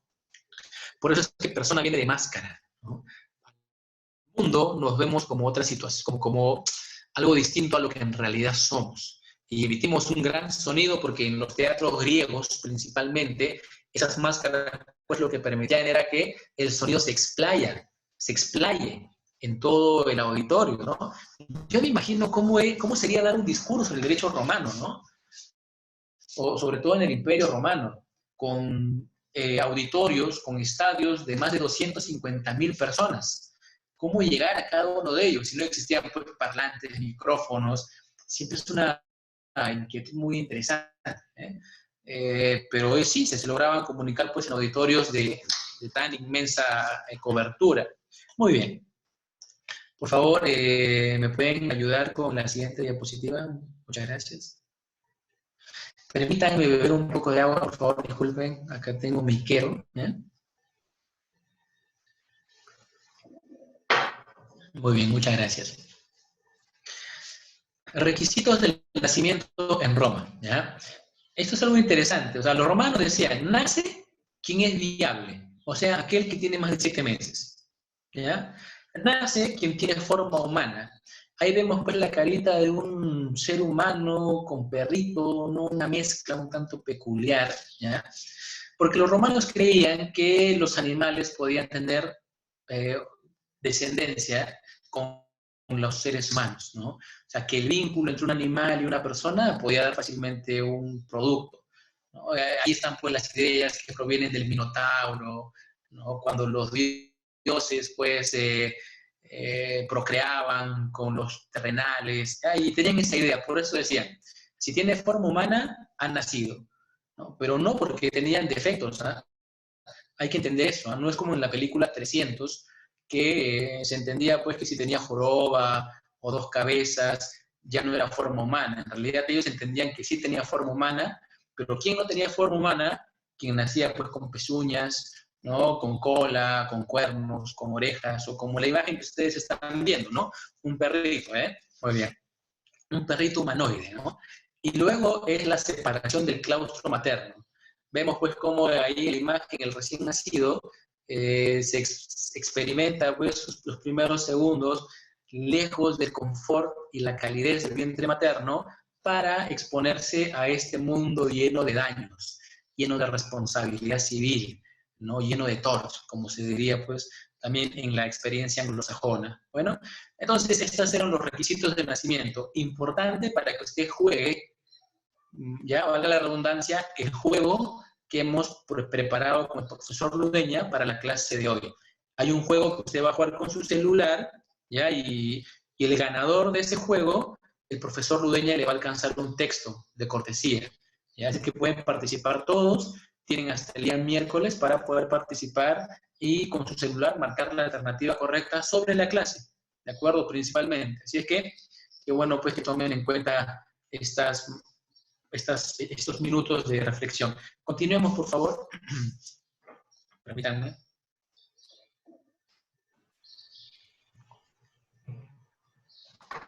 Siguiente, esa es una explicación ya escrita, ¿no? De lo que habíamos comentado. ¿Qué entiende por el término persona, no? Bueno, miren, en la actualidad, mis amigos, y a ver, tendremos que, les pido concentración. En su cuaderno, una línea, ¿ya? Redacten una línea en su cuaderno.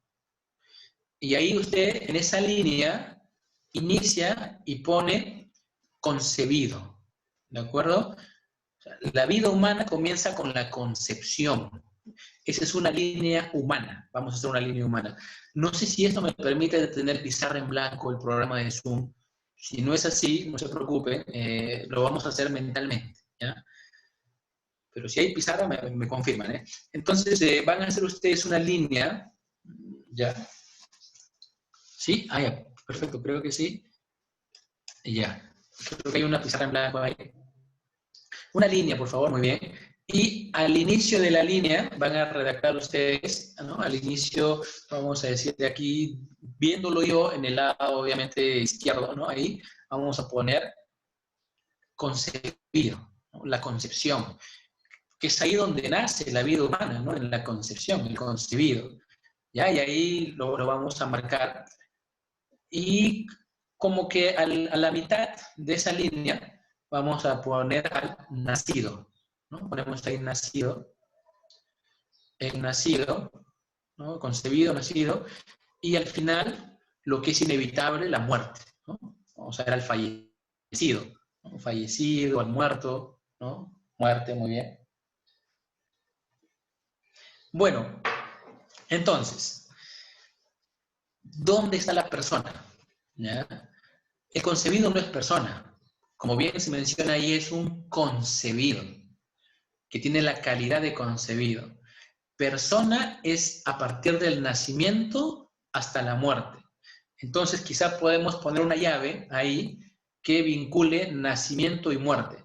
O sea, en el periodo del nacimiento hasta la muerte, uno es considerado como persona. ¿De acuerdo? Muy bien, así es. Durante ese intervalo es considerado persona. Bien, es persona. Entonces, eso es en la actualidad, eso es algo automático. ¿Ya? Eso es algo, vamos a mencionar aquí, prácticamente inherente a todo ser vivo. Que desde que somos nacidos somos considerados personas, pero ojo, somos personas naturales, de carne y hueso, porque también existen personas jurídicas, Totus, Plaza Vea, Ubón, Vivanda, ¿no? Y todos los centros comerciales, ellos son personas también, pero son personas jurídicas. Lo que estamos hablando ahora son personas naturales, de carne y hueso, ¿eh? Entonces, ya que tenemos esa idea, vamos a decir que esto es lo que ocurre en la actualidad. Todos somos personas desde el momento en que nacemos hasta la muerte. Después de la muerte, y de repente podemos hacer una línea ahí pequeña, después de la muerte, ¿qué somos? Vamos a poner a ver qué somos después de la muerte, les voy a explicar, ¿no? Quizás extendemos un poquito la línea, no era la idea, pero para que, muy bien, gracias, ¿no? Para que pueda quedar claro, ¿bien? Para todos los amigos. Y aprovecho para saludar a Elard también. Muchas gracias, Elard, por tu palabra, muy motivadoras para este modesto profesor. Muchas gracias. Ahí vamos a poner al final objeto de derecho, ¿no? El texto que diga objeto de derecho, o sea, cosa. O mejor pónganle cosa, por favor, ¿sí? Mejor cosa, ¿no? Entonces, después de la muerte nos convertimos en una cosa, en un objeto de derecho, ¿no? Muy bien. Ya dejamos de ser persona y somos cosa. Profesor, mi mascota, mi perrito, ¿qué es para el derecho? No es persona, por si acaso. Nuestras mascotas son cosas. Y cuando morimos nos convertimos como las mascotas en cosas, en objeto de derecho, ¿ya? Muy bien. Dicho esta explicación, muchas gracias por la ayuda con la pizarra, muy amables. Retornamos, por favor, a la diapositiva que estamos comentando. Muy bien, ahí lo puedo ver a ustedes. Qué gusto. Muy bien. ¿Qué entiende por el término persona, no? Muy bien. El término persona, como le digo en la actualidad, es una categoría que goza todo aquel que ha nacido automáticamente. Y pasamos ahora a la siguiente diapositiva para entender qué era persona en el derecho romano, cuáles eran las características o las condiciones que tenía la persona en Roma.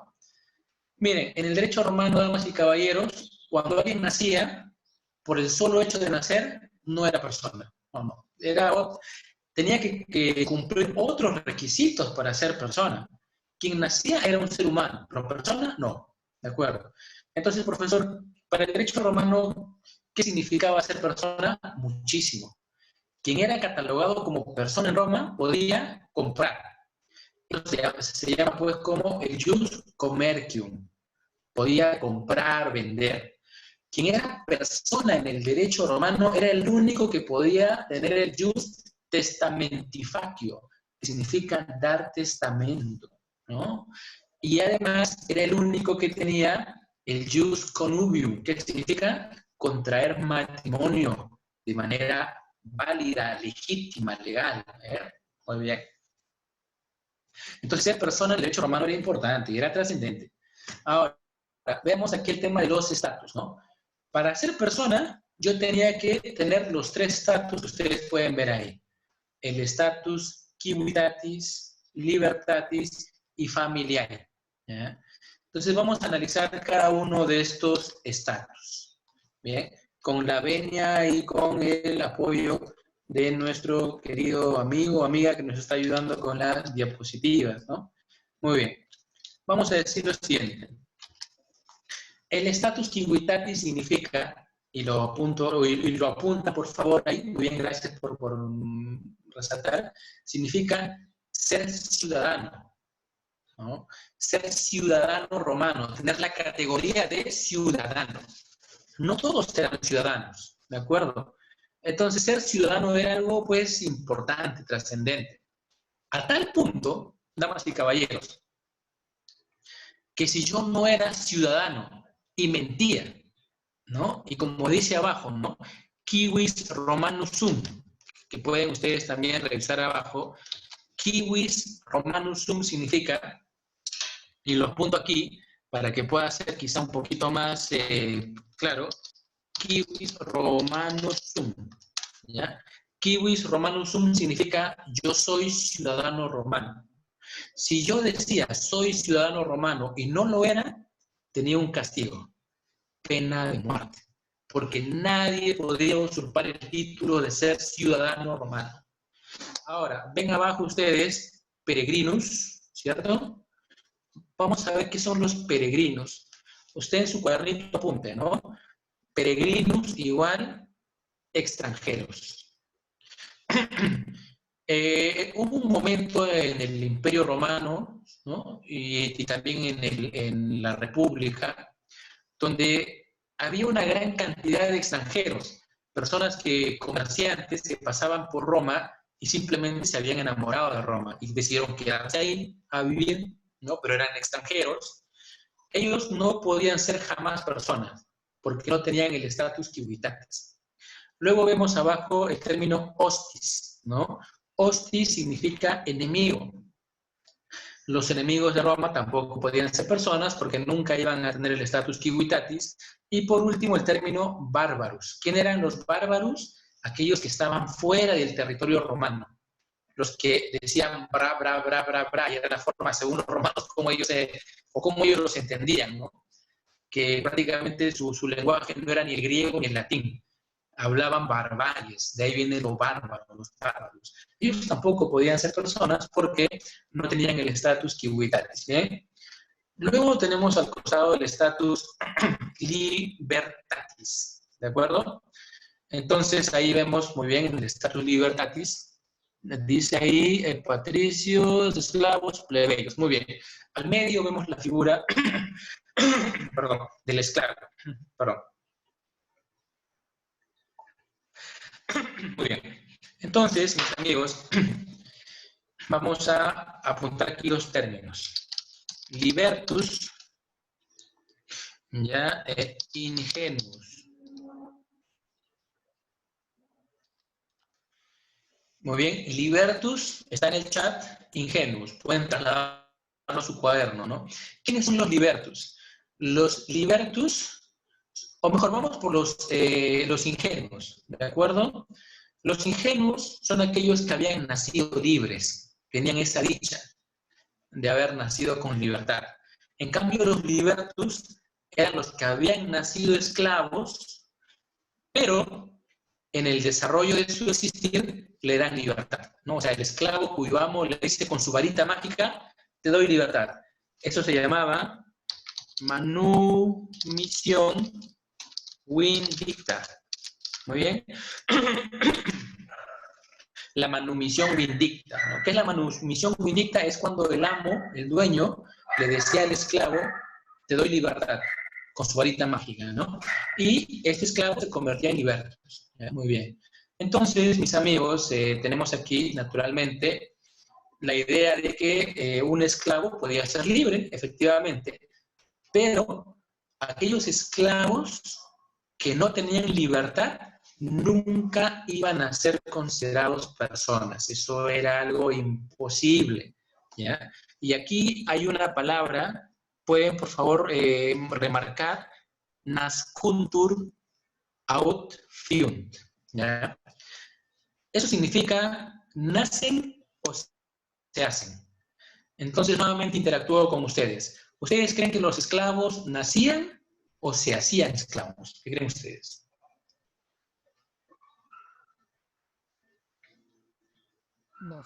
Nacían.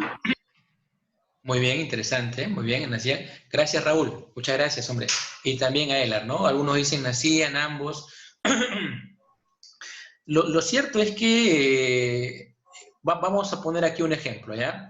Vamos a imaginar que Raúl, ¿ya? Usted, Raúl, es un patricio, tienes libertad, pero te has enamorado de una esclava, ¿no? Y tienen un hijo. La regla en el derecho romano decía que si tenías un hijo, no le podías dar tu libertad porque la suerte del hijo derivaba de la madre. Si la madre era esclava, el hijo, aunque usted fuese libre, iba a ser esclavo. No había, lamentablemente, una excepción a esa regla. Entonces, en ese caso, el hijo nacía esclavo. Y con más razón, si los padres son esclavos, los dos, el hijo también nace de esclavitud. Entonces, los esclavos nascuntur, ¿no? Nacen. Es cierto también que el esclavo, ¿no? Podía hacerse. Vamos a suponer que usted, querido Raúl, es libre, ¿no? Tiene libertad, es un ingenuo, nació libre, pero no pagaste los impuestos que deberías de pagar. Entonces, tu castigo, esclavitud. O de repente, Raúl, me debías a mí dinero y no me pagaste por 60 días. Lamentablemente, querido Raúl, en estas circunstancias también vas a ser esclavo. ¿Por qué? Porque si en 60 días no me pagas, yo puedo llevarte más allá del Tíber y venderte como esclavo. Y no hay marcha atrás, ¿no? Es un acto irrevocable. O puede ser también que Raúl le fueron a censarte y no dejaste que te censen. Imagínate, también era una causal de esclavitud. O traicionaste quizá al Imperio Romano, quizá fuiste un espía, también, ¿no? Se te castigaba con esclavitud. Por lo tanto, mis amigos, es cierto, ¿no? El esclavo nace, pero también se puede hacer esclavo por su propia conducta, por los castigos que podrías recibir. Y abajo hay una palabra, y les agradezco pues Fernando, Raúl, también por su participación. Muchas gracias, ¿ya? Hay una palabra también que es la revocatio servitutis, ¿no? ¿Pueden por favor ahí marcar? La revocatio servitutis. Eso era lo que les decía, ¿no? Vamos a suponer que ahí está Raúl, ¿no? Yo estoy aquí ahora virtual, ¿ya? Pero tengo acá mi varita mágica y le toco la frente con testigos a Raúl y le digo, Raúl, es tu libertus. Naciste esclavo, pero te doy libertad. Y Raúl se va contento, y lo que acaba de ocurrir pues es que yo le he dado libertad, ¿cierto? Pero lo que pasa es que Raúl no era 100% libre. Raúl tenía que saludarme todos los días. Esto es lo curioso del derecho romano, ¿no? Él estaba en la obligación de saludarme, ¿no? Buenos días, buenas tardes, buenas noches, cuando me veíase por la calle, o si no me veía tenía que venir y saludarme. Porque si un día no me saludaba, revocatio servitutis, volví a ser esclavo. Y tenías que estar pendiente de mi salud, ¿no? Y si tenías derecho al voto, tenías que votar por mí, ¿de acuerdo? Entonces, como que la conexión no se rompía 100% entre nosotros, ¿eh? Muy bien. Ahora, vamos a decir también, ¿pueden por favor marcar lo que está de naranja, que es la actio noxalis, por favor? Lo que está abajo al final, la actio noxalis. ¿Qué significa la actio noxalis? Era lo siguiente, miren. Si, a ver, vamos ahora con Fernando, ¿ya? Vamos a poner un ejemplo con Fernando. Si Fernando es mi esclavo, y yo le digo, Fernando, ¿sabes qué? Anda, cómprame... intercalamos el ejemplo. Es mi esclavo en el derecho romano, pero en este momento se me ha antojado panetones, no sé por qué. Ay, Fernando, por favor, quiero que me compres una caja de panetones, hombre. Llévate la carreta, ahí está. Fernando, pues obediente, porque es su obligación también, sube la carreta, está manejando y atropella a Raúl, ¿no? Y Raúl es, o es esclavo o es libre, ¿no? Pero el tema es que lo atropella, le causa daños. Entonces Raúl viene a mí, porque yo soy el dueño, y me dice, tu esclavo me ha causado daños. Tienes dos alternativas. O me pagas por los daños causados, o me entregas a tu esclavo para que ahora sea mi esclavo como pago. Esto de entregar al esclavo como parte de pago se llama la actio noxalis, ¿de acuerdo? La actio noxalis, para explicarles un poco también cómo es que figuraban algunas acciones en el derecho romano, ¿bien? Y bueno, ya para ir finalizando, mis amigos, tenemos ahí el status familiae, muy bien, status familiae. Bueno, muy bien. Voy a apuntar aquí algunos términos, ¿ya? Para su cuaderno. Paterfamilias. Bien. Paterfamilias. ¿Quién es el paterfamilias? Es la cabeza del hogar. Es el caput. ¿Ya? Profesor, ¿qué significa caput? Caput significa cabeza del hogar. Es el dominus. ¿Qué significa dominus? Es el dueño de la casa. Los romanos tenían extensiones construidas de más de 3.200 metros cuadrados. Ahí construían sus hogares ellos, ¿no? Y casa es domus. Y dominus es dueño de la casa, ¿ya? Y también, además del dominus, tenemos, se le conocía también como el sui juris, ¿bien? Ese slash, por favor, omita, ¿ya? El sui juris viene a ser la traducción quien no depende de nadie. Apunten, porque esto viene en sus preguntas de Kahoot, del juego. Sui juris significa no depende de nadie, ¿de acuerdo? Y él también tenía las potestas maiestas. ¿Qué significa potestas maiestas? Tenía el poder de majestad de poder resolver los conflictos en su hogar. Si el hijo se portaba mal, podía matarlo, podía hacer muchas cosas porque tenía las potestas maiestas, ¿no? Entonces, bueno, al pater familias se le conocía como caput, dominus, sui juris, potestas maiestas, ¿no? Y vamos a quedarnos con un término, sui juris, ¿ya? Sui juris. Es más, pueden marcar ahí, por favor, en la diapositiva, lo que dice sui juris sunt, ya, él es el pater family, el jefe del hogar. Pero además del pater family, también están los alieno juris, o correctamente, alieni juris, ¿ya? Ahí lo escribí, alieni juris. Alieni juris significa los que dependen, o sea, los dependientes. Es como los hijos menores o los hijos mayores que están en la universidad que dependen de los padres, ¿no? Ellos son los alieni juris. En el derecho romano, ya los alieni juris eran los que dependían, que podían ser los hijos. También los esclavos eran alieni juris, ¿de acuerdo? Los esclavos también formaban parte de los alieni juris. Ahora, profesor, ¿cómo se dice esclavo en latín? Vamos a apuntar aquí. Esclavo en latín es servus. ¿Ya? Esa es la forma como se escribe esclavitud en latín. ¿Bien? Ahí ustedes pueden tener una imagen abajo. Ven ustedes el símbolo del género masculino y el género femenino, ¿cierto? Ese círculo con una cruz invertida es el símbolo femenino, ¿no? Y el círculo, pues con la flechita hacia arriba es el género masculino, ¿ya? Y aquí me acabo de dar cuenta que he cometido un error terrible, ¿ya? En la proyección, porque ese círculo con la flechita que representa el género masculino debería estar al otro lado, fuera de ese marco amarillo. Corrijan, por favor, si tienen impresos sus diapositivas. Ahí debería estar, en vez de ese círculo con flechita, debería estar el símbolo del género femenino. Ahí hay que hacer una inversión, ¿ya? Claro, hay que hacer una inversión. Así es, excelente, muy bien. Hay un error ahí. Entonces, ahí podemos ver que el sui juris, ¿ya? Prácticamente es el que no dependía de nadie. Profesor, ¿de dónde viene? ¿Cuál es la historia de los géneros? Esto viene de la Edad Media, ¿ya? En la Edad Media, ese símbolo del círculo con la crucecita es un espejo, y era representativo de las mujeres, que eran las que siempre se miraban en el espejo, ¿no? Y ese círculo con la flechita era el símbolo de los caballeros que batallaban. Quien tiene ahora un lápiz Faber-Castell va a observar ahí la imagen de un caballero, y ahí está el hombre con la lanza, ¿ya? Por eso es género masculino y femenino, ¿bien? Entonces, ¿podemos pasar, por favor, a la siguiente diapositiva?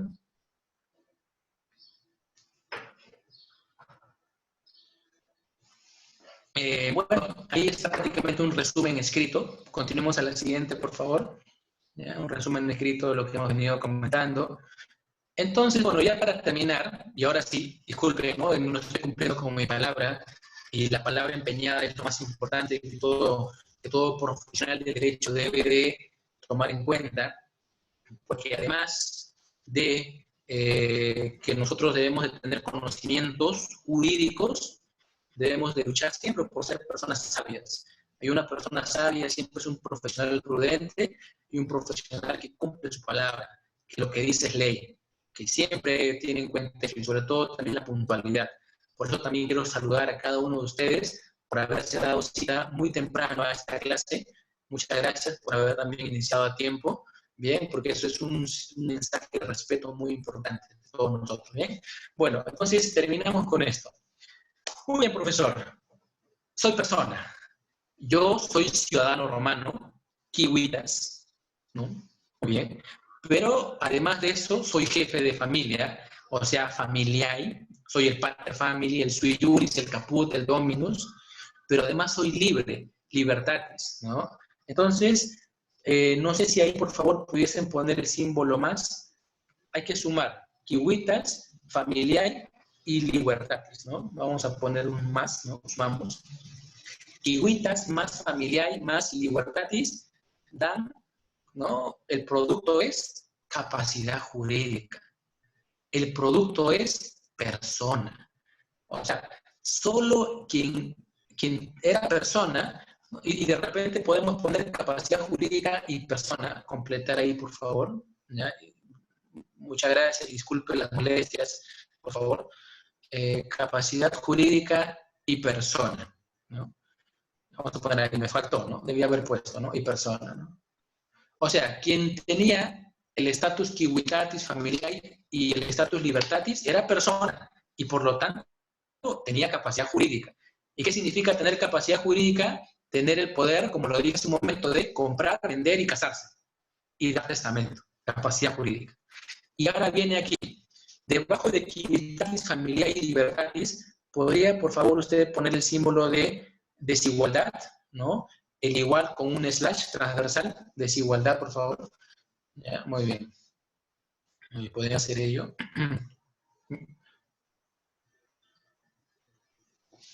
¿Qué significa esto, no? Capacidad jurídica. ¿Cuál es su antónimo? Capitis diminutio. ¿Qué significa eso? Aquellas personas que tuvieron capacidad jurídica, pero luego perdieron esa capacidad jurídica. Ejemplo. Profesor, yo soy persona, tengo capacidad jurídica. ¿No? Muy bien. Pero cuando mueras, ¿qué vas a perder? Tu capacidad jurídica. O sea, capitis diminutio. Profesor, yo tengo capacidad jurídica, pero no he pagado impuestos. Oye, perdiste tu libertad. Entonces, ¿en qué te conviertes? En capitis diminutio. Profesor, yo soy jefe de familia, pero acaban de adoptarme con mi voluntad, porque ya no quiero ser jefe de familia. Quiero que otro me adopte y se lleve a toda mi familia. Muy bien, entonces, ¿qué es lo que ha ocurrido aquí? Has obtenido también la pérdida de tu capacidad jurídica. Te has convertido en un capitis diminutio, ¿ya?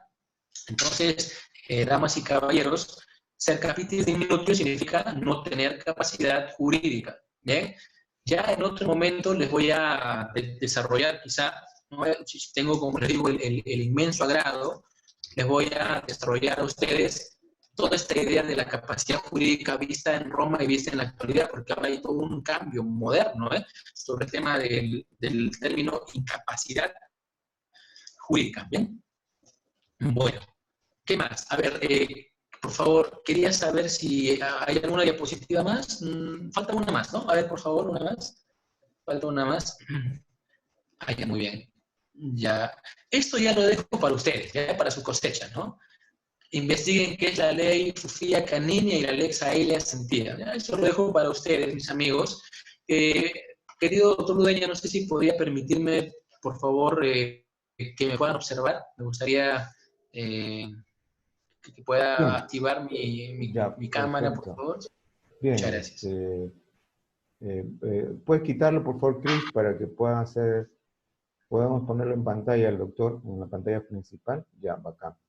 Ya ahí está el Muy doctor Julio. Muy bien, Gracias. ante todo felicitarlo, ¿no?, de esta brillante exposición en esta sesión. Yo creo que los jóvenes están muy encantados de escucharlo y pues también muy motivados. Muy pronto serán también así colegas nuestros y bajo ese espíritu se sentirán muy contentos de estar frente a un escritorio, de tener libros ahí interesantes e importantes y que también tengan la capacidad, y como Julio, de podernos expresar sus ideas. Bien, Julio, te cedo la palabra. Muchas gracias por sus palabras, querido maestro, muy amable. También a los que están comentando aquí, a los caballeros, ¿no? Y las damas también que me dan esos mensajes tan cálidos, muchas gracias, ¿ya? Bueno, lo que quería ahora es, bueno, pasar también a despedirme, pero antes quiero pedirles, por favor, con su permiso, querido maestro, de invitarlos a formar parte del grupo de Derecho Romano, si usted lo tiene a bien, por favor. Sí, Claro que sí, invitarlos. ¿no? Yo creo que usted sabe que todo esto es tan interesante e importante, y los jóvenes están muy ávidos de poder tener oportunidades de pertenecer a grupos de estudio, de investigación. Y gracias más bien por Muchas esa gracias. invitación. Entonces, con la venia suya, yo estoy compartiendo ahora un enlace.